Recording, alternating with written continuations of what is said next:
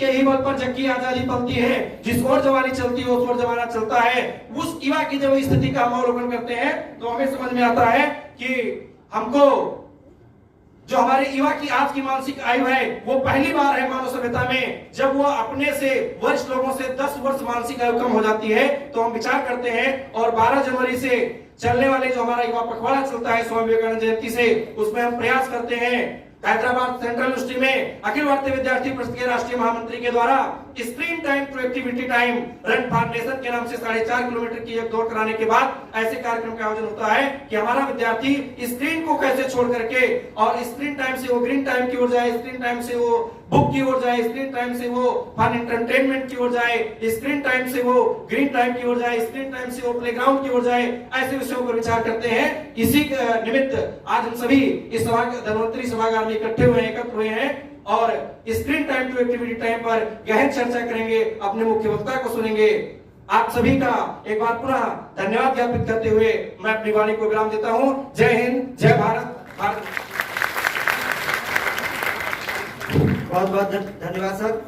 हमारे बीच एक मुख्य परिचय जिनसे मैं सोचते हैं तो मुझे एक प्रसंग ध्यान में आता है। एक परिवार के अंदर में था और उस परिवार में हमारे आपके जैसा एक युवक था।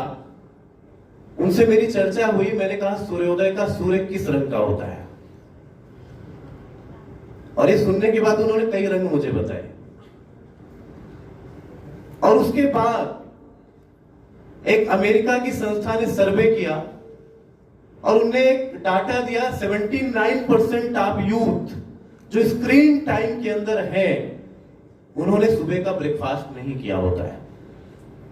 उनकी सुबह कब होती है तो भारतीय समय अनुसार वो 11 बजे के बाद होती है, क्योंकि उनका स्क्रीन टाइम ज्यादा है, स्लीपिंग टाइम भी ज्यादा है। और इसलिए मैं इस आंकड़े के अंदर इसलिए गया क्योंकि आज जिस विकसित भारत की कल्पना ये देश कर रहा है, जिस प्रकार के समाज और मनुष्य निर्माण की कल्पना ये देश कर रहा है, उस देश के अंदर सबसे ज्यादा भूमिका में कोई है तो भारत का यूथ है। और इसलिए मैं फिर उसी पुराने संस्मरण में कि भारत पुनः विश्व गुरु होगा, इतनी सहजता के साथ आप कैसे कह लेते हैं, एक पत्रकार ने विवेकानंद जी से पूछा। तो विवेकानंद जी का जो उत्तर था वो मुझे लगता है हम सबके लिए था। विवेकानंद ने कहा कि भारत विश्व गुरु पुनः इसलिए बनेगा क्योंकि भारत के पास यूथ पावर है।